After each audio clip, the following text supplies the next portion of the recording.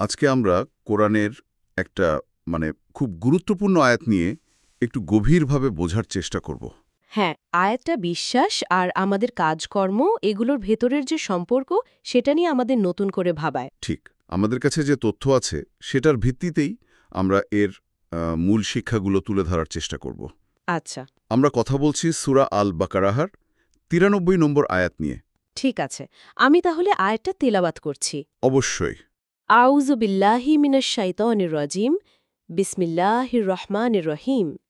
وَإِذْ أَخَذْنَا مِيثَاقَكُمْ وَرَفَعْنَا فَوْقَكُمُ الطُّورَ خُذُوا مَا آتَيْنَاكُمْ بِقُوَّةٍ وَاسْمَعُوا قَالُوا سَمِعْنَا وَعَصَيْنَا وَأُشْرِبُوا فِي قُلُوبِهِمُ الْعِجْلَ بِكُفْرِهِمْ قُلْ بِئْسَ مَا يَأْمُرُكُمْ بِهِ إِيمَانُكُمْ إِن كُنتُم مُّؤْمِنِينَ। এর বাংলা অর্থটা তাহলে দাঁড়াচ্ছে, আর স্মরণ করো যখন আমি তোমাদের কাছ থেকে অঙ্গীকার নিয়েছিলাম আর তোমাদের মাথার উপরে তুর পর্বত তুলে ধরেছিলাম, বলেছিলাম যা আমি তোমাদের দিলাম তা খুব শক্ত করে ধরো আর মনোযোগ দিয়ে শোনো। হ্যাঁ, তারা বলল, আমরা শুনলাম বটে, কিন্তু অমান্য করলাম। আসলে তাদের কুফুরির কারণে তাদের অন্তরে গোবৎসপ্রীতি এমনভাবে মিশিয়ে দেওয়া হয়েছিল যে তারা যেন তা পান করেছিল। পান করেছিল একদম। বলুন, যদি তোমরা আসলেই বিশ্বাসী হও, তবে তোমাদের এই ঈমান তোমাদেরকে যা নির্দেশ দেয় তা কতই না নিকৃষ্ট। এই আয়াতের একটা বিশেষ প্রেক্ষাপট আছে যেটা জানাটা খুব জরুরি। হ্যাঁ, সেটা একটু বলুন। বনি ইসরায়েলকে যখন তওরাত দেওয়া হলো, তারা সেটা গ্রহণ করতে একটু গড়িমসি করছিল, অনীহা দেখাচ্ছিল। আচ্ছা। তখন আল্লাহ তাদের একটু ভয় দেখানোর জন্য বা গুরুত্ব বোঝানোর জন্য তাদের মাথার ওপর পুরো তুর পর্বতটা তুলে ধরলেন। ভাবা যায়, বিশাল ব্যাপার। হ্যাঁ, তো এই পরিস্থিতিতে তারা তো ভয় পেয়ে গেল। তখন তারা মুখে মুখে অঙ্গীকার করল যে হ্যাঁ, তারা আল্লাহর নির্দেশ মানবে। কিন্তু মন থেকে নয়। ঠিক তাই, তাদের মনের অবস্থা ছিল একদম অন্যরকম। মুখে স্বীকার করলেও অন্তর থেকে এটা আসেনি। তাই তারা আসলে বলল, সামিয়ানা ওয়া আসাইনা, মানে শুনলাম কিন্তু অমান্য করলাম। এই কথাটা তো সাংঘাতিক। অবশ্যই। আর এর পেছনের মূল কারণটা ছিল একটু আগেই তারা যে গোবৎস পূজা করেছিল সেটার প্রতি তাদের একটা গভীর টান, একটা আসক্তি তখনও মনে রয়ে গিয়েছিল। ও আচ্ছা। হ্যাঁ, আল্লাহ তাদের এই যে দ্বিচারিতা, এই যে ভণ্ডামি, এই কপটতা, সেটাই এখানে সবার সামনে তুলে ধরেছেন। এই প্রেক্ষাপটটা জানার পর আয়াতের কথাগুলো আরও পরিষ্কার লাগছে। দুটো অংশ কিন্তু খুব ভাবাচ্ছে। বলুন। এক, আল্লাহ যেভাবে বলছেন যে তিনি তাদের ওপর পর্বত তুলে ধরেছেন, ওয়ারাফানা ফৌকাকুমুত্তুর, এটা দিয়ে তাদের বাহ্যিক সম্মতিটা আদায় করা হলো। হ্যাঁ, পরিস্থিতির চাপে। একদম। কিন্তু দ্বিতীয় অংশটা, সেটাই তো আসল জায়গা। ওয়া আশরাবু ফি কুলুবিহিমুল ইজলা বিকুফরিহিম, কুফরির কারণে বাছুরের ভালোবাসাটা তাদের অন্তরে এমনভাবে মিশে গেছিল যেন পান করানো হয়েছে। গেথে গিয়েছিল একেবারে। ঠিক, এটা একদম চোখে আঙুল দিয়ে দেখিয়ে দেয় যে চাপের মুখে দেওয়া কথা আর মন থেকে আসা বিশ্বাসের মধ্যে কত তফাৎ।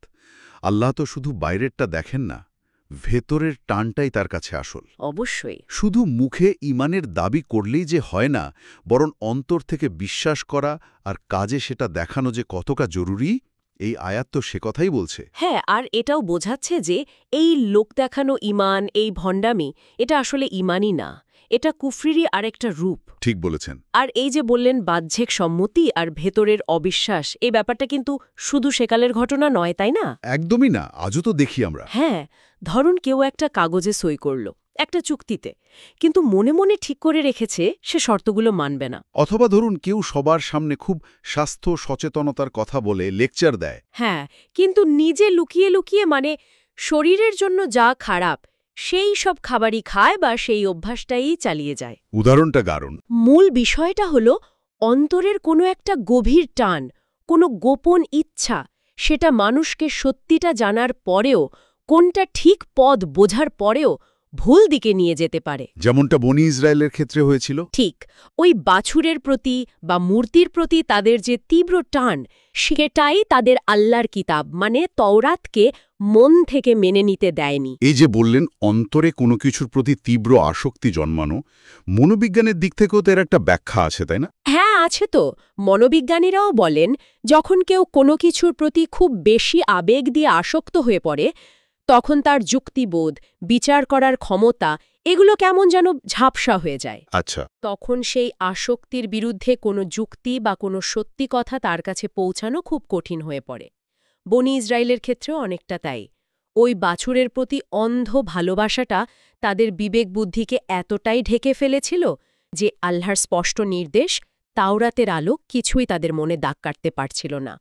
তাদের সম্মতিটা তাহলে শুধু ভয়ের জন্যই ছিল? হ্যাঁ, আন্তরিক বিশ্বাস থেকে নয়, কেবল ভয় থেকে। আর যদি একটু স্নায়ু বিজ্ঞানের দিক থেকে দেখি, মানে ব্রেইনের দিক থেকে। সেটাও খুব ইন্টারেস্টিং।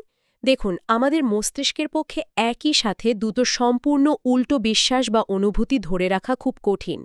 এটাকে অনেক সময় কগনিটিভ ডিসঅনেন্স বা জ্ঞানীয় অসঙ্গতি বলা হয়। আচ্ছা, দুটো বিপরীত ধর্মী চিন্তা। হ্যাঁ, একদিকে আল্লাহর একত্ববাদে বিশ্বাস আর তার কথা মানার দাবি, আবার অন্যদিকে মূর্তির প্রতি, মানে এখানে বাছুরের প্রতি গভীর টান বা আসক্তি।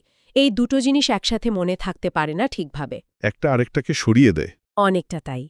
যখন মনে শিরক বা অন্য কোনো ভুল জিনিসের প্রতি গভীর টান থাকে, তখন সত্যের জন্য, ঈমানের জন্য জায়গাটা স্বাভাবিকভাবেই কমে যায়। এটা তো আমরা আজও দেখি। অবশ্যই দেখি। মানুষ হয়তো জানে, বৈজ্ঞানিক প্রমাণও আছে যে একটা অভ্যাস খারাপ, ধরুন ধূমপান বা অন্য কোনো নেশা। হ্যাঁ, জানে যে ক্ষতি হচ্ছে। কিন্তু ওই আসক্তিটা এত বেশি শক্তিশালী যে সত্যিটা জানার সত্ত্বেও সে ওটা ছাড়তে পারে না। মনের ভেতরের এই দ্বন্দ্বটা তাকে ঠিক সিদ্ধান্ত নিতে দেয় না। তাহলে পুরো আলোচনার সারমর্ম যদি করি, এটাই দাঁড়ায় যে আল্লাহর কাছে শুধু মুখের কথা বা বাইরের আচার অনুষ্ঠানের দাম খুব কম, যদি না সেটার পেছনে মনের সায় থাকে। একদম, আর কাজে তার প্রতিফলন না ঘটে। বিশ্বাসটা হতে হবে ভেতর থেকে, যেটা আমাদের চিন্তা আর কাজকে রিয়েলি প্রভাবিত করবে। ঠিক, অন্তরে এক আর মুখে আরেক, এই ধরনের ঈমানের দাবি আল্লাহর কাছে শুধু মানে অচলই নয়, বরং এটা তো সরাসরি কপটতা। এবং কুফরির সমান। হ্যাঁ, কুফুরির শামিল। খুবই গুরুত্বপূর্ণ শিক্ষা। নিজেদের দিকে একটু তাকানো উচিত। আজকের দিনে, এই সময়ে, আমাদের নিজেদের জীবনে, পরিবারে, সমাজে আমরা এই কথা আর কাজের অমিল, এই আন্তরিকতার অভাব, এগুলো কোথায় কোথায় দেখতে পাই? মানে কোথায় আমরা বাইরে একটা সম্মতি দেখাচ্ছি কিন্তু ভেতরে আসলে অন্য কিছু ভাবছি বা অন্য কিছুতে টান অনুভব করছি। ঠিক তাই।